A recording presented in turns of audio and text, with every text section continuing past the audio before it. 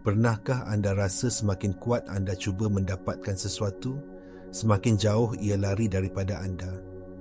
Anda bekerja lebih keras, berfikir lebih gigih dan memaksa setiap peluang, tetapi impian anda seolah-olah semakin pudar.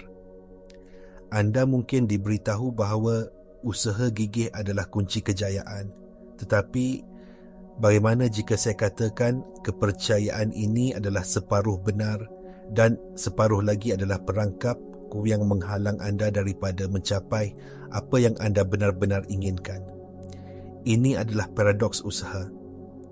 Satu undang-undang universal yang jarang dibincangkan, tetapi dialami oleh semua orang.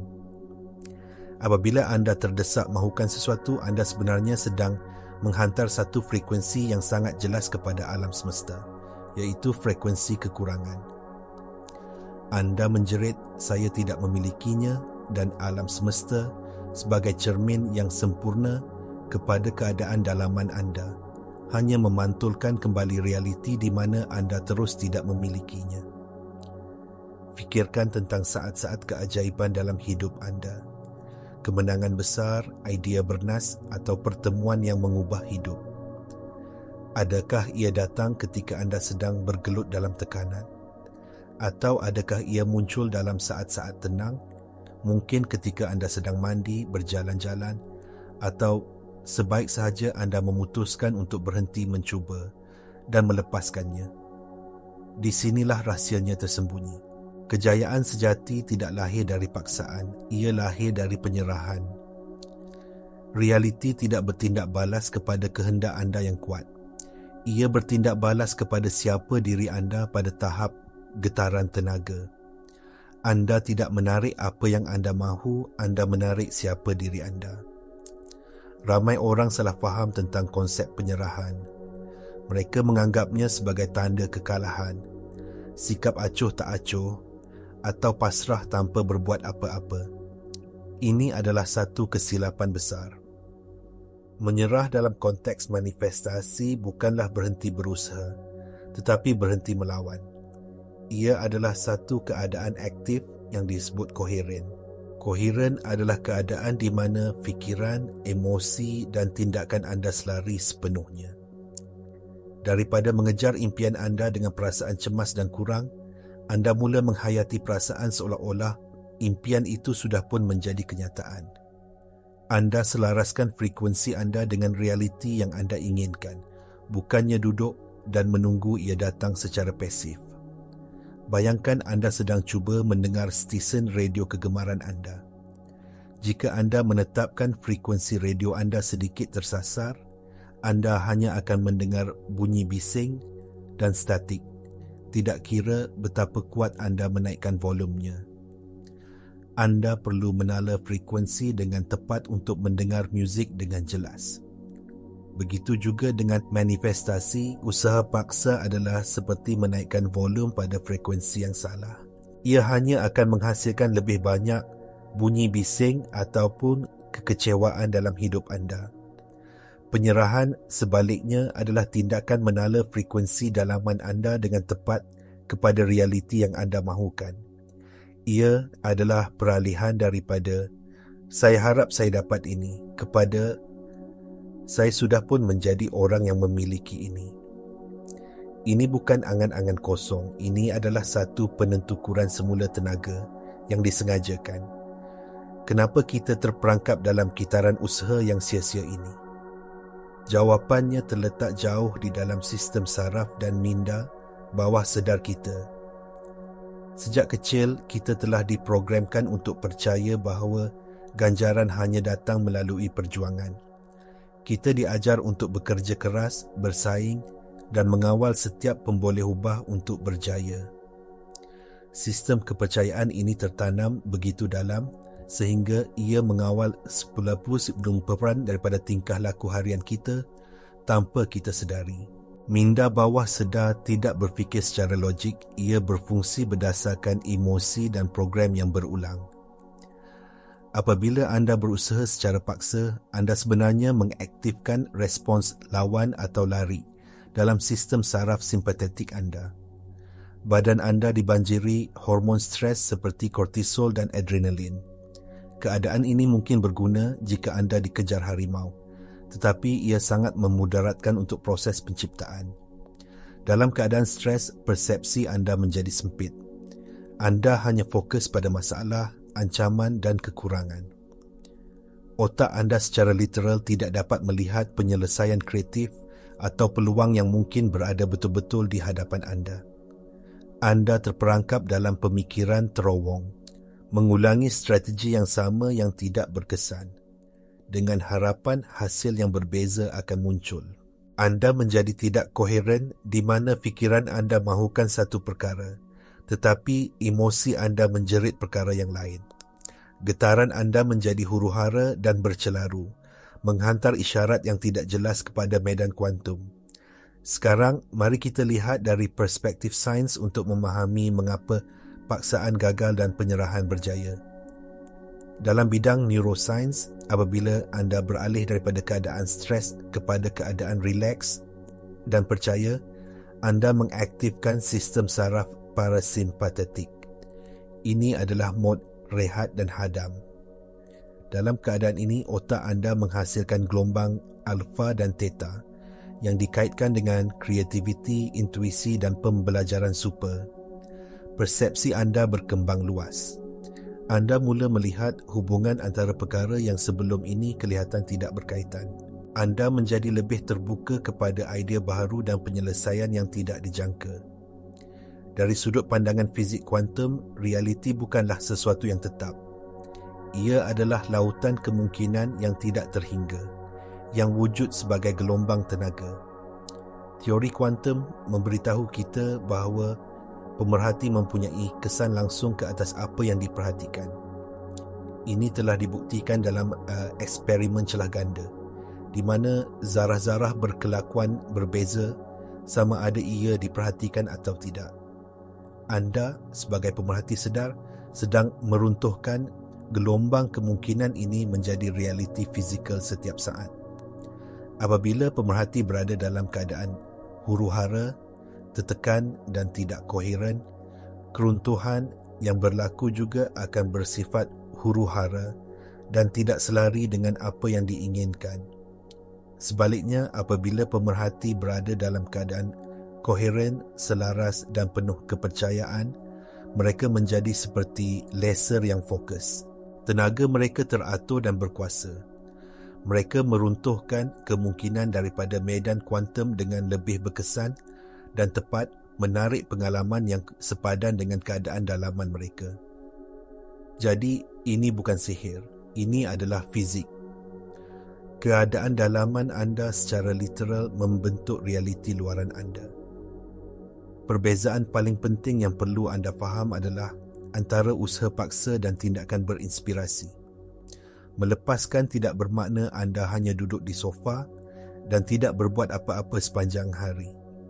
Ia bermakna anda berhenti melakukan tindakan yang lahir dari rasa takut, terdesak dan kekurangan.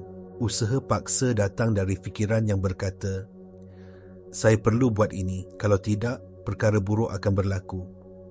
Ia terasa berat, memenatkan dan selalunya tidak membuahkan hasil.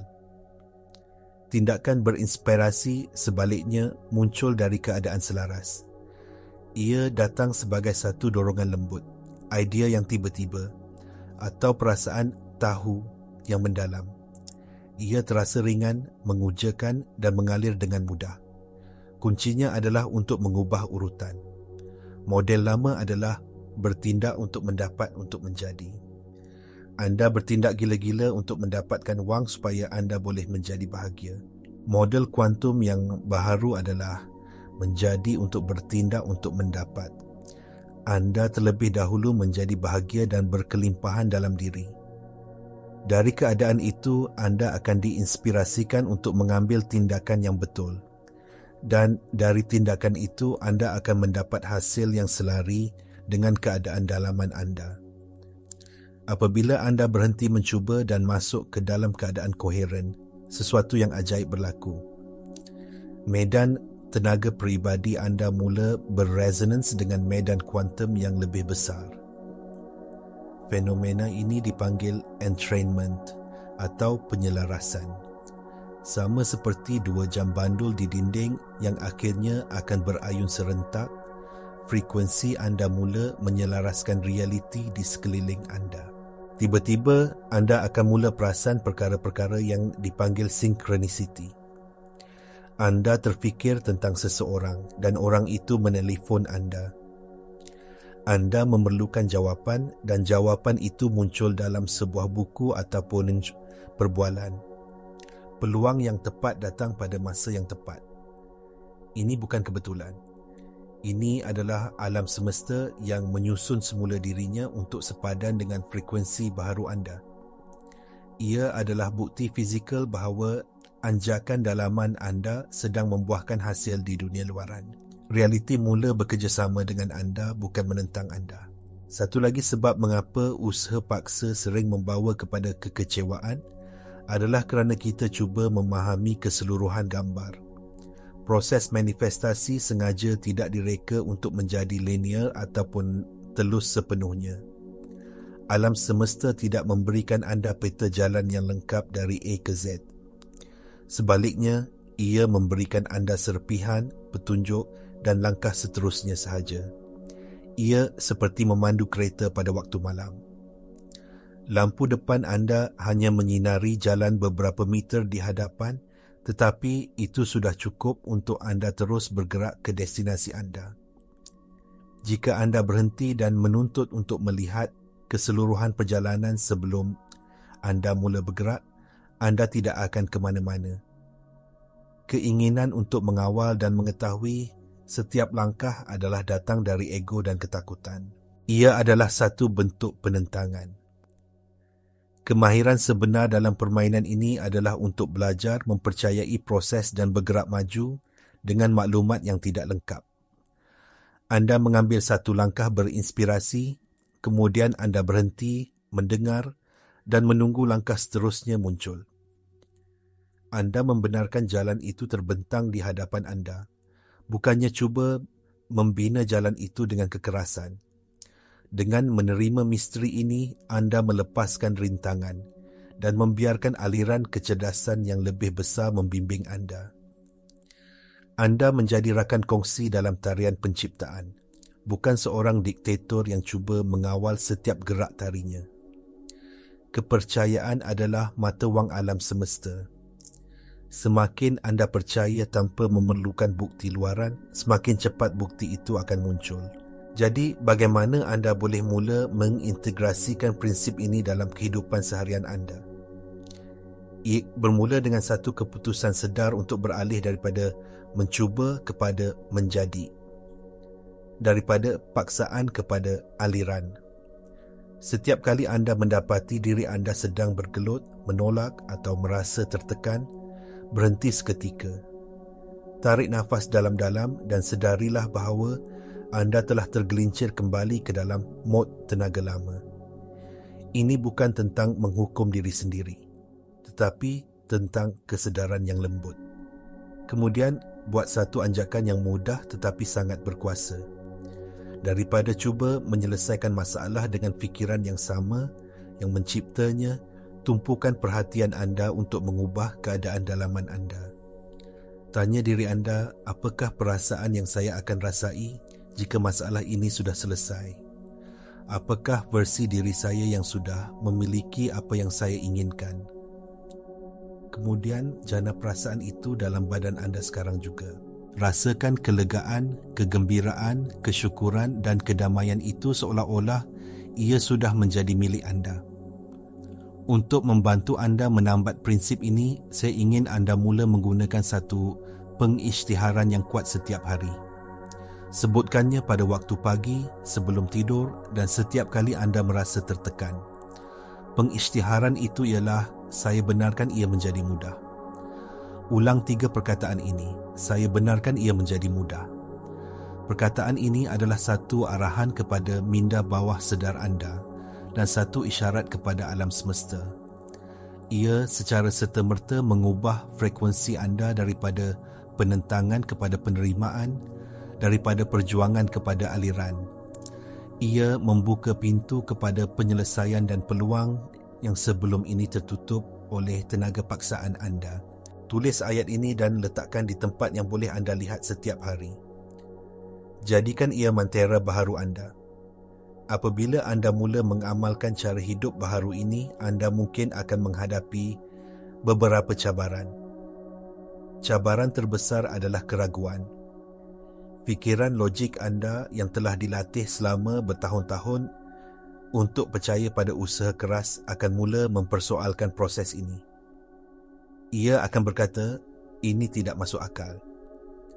Anda tidak boleh hanya duduk dan merasa baik dan mengharapkan semuanya selesai. Anda perlu risau, anda perlu merancang, anda perlu mengawal. Apabila suara ini muncul, jangan melawannya. Akui kehadirannya dan kemudian dengan lembut, kembalikan fokus anda kepada keadaan dalaman yang anda inginkan. Ingatlah, tugas anda bukan untuk memikirkan bagaimana adalah urusan alam semesta. Tugas anda adalah untuk kekal dalam keadaan selaras dengan hasil akhir yang anda inginkan. Satu lagi cabaran adalah ketidaksabaran. Mungkin ada sedikit jeda masa antara anjakan dalaman anda dan manifestasi luaran. Dalam tempoh ini sangat mudah untuk berputus asa dan kembali kepada tabiat lama. Inilah ujian kepercayaan anda yang sebenar. Adakah anda boleh terus memegang frekuensi kejayaan walaupun realiti 3D anda belum menunjukkannya? Di sinilah amalan harian menjadi sangat penting. Meditasi, visualisasi, jurnal kesyukuran dan meluangkan masa dalam alam semula. Jadi adalah cara yang berkesan untuk menstabilkan getaran anda. Kelilingi diri anda dengan kandungan dan orang yang menaikkan semangat anda dan mengukuhkan kepercayaan baharu ini. Jangan cari bukti di luar. Jadilah bukti itu. Hayati keadaan yang anda inginkan dengan begitu mendalam sehingga ia terasa lebih nyata daripada realiti semasa anda. Apabila anda mencapai tahap keyakinan dalaman ini, dunia luaran tidak mempunyai pilihan selain berubah untuk sepadan dengannya. Keraguan bukanlah musuh, ia adalah penunjuk. Ia menunjukkan kepada anda di mana kepercayaan anda masih goyah. Gunakannya sebagai peluang untuk mendalami amalan anda dan mengukuhkan komitmen anda kepada cara hidup yang baru ini. Kesimpulannya, jalan menuju impian anda bukanlah melalui perjuangan yang lebih hebat, tetapi melalui penyerahan yang lebih mendalam. Manifestasi adalah fungsi resonans, bukan paksaan. Anda telah menghabiskan sebahagian besar hidup anda cuba menolak sungai ke hulu. Hari ini, saya menjemput anda untuk melepaskan dayung, berpusing dan membiarkan arus kehidupan membawa anda ke destinasi anda dengan mudah dan anggun. Peralihan daripada mencuba kepada menjadi adalah anjakan yang paling penting yang pernah anda buat. Ia adalah perbezaan antara hidup dalam perjuangan yang berterusan dan hidup dalam aliran keajaiban. Ingatlah, alam semesta tidak menahan apa-apa daripada anda. Ia sentiasa memberikan anda apa yang sepadan dengan getaran anda. Jika anda tidak menyukai apa yang anda terima, sudah tiba masanya untuk menukar isyarat yang anda hantar. Berhenti menuntut dan mula membenarkan. Berhenti melawan dan mula menerima. Berhenti memaksa dan mula menjadi. Kuasa anda tidak terletak pada kekuatan otot atau intelek anda, ia terletak pada keupayaan anda untuk mengekalkan keadaan dalaman yang koheren. Jadi, komitmen anda sekarang bukanlah untuk bekerja lebih keras di dunia luar, tetapi untuk bekerja lebih bijak di dunia dalaman. Jadikan keutamaan nombor satu anda untuk merasa baik, untuk merasa selaras dan untuk menghayati perasaan impian anda yang telah tercapai. Dari tempat itu, semua tindakan anda akan menjadi berinspirasi dan semua hasil anda akan menjadi ajaib. Ucapkan sekali lagi bersama saya. Saya benarkan ia menjadi mudah. Rasakan kebenaran kata-kata itu meresap ke dalam setiap sel tubuh anda. Inilah kunci yang akan membuka pintu kepada realiti yang selama ini anda cari.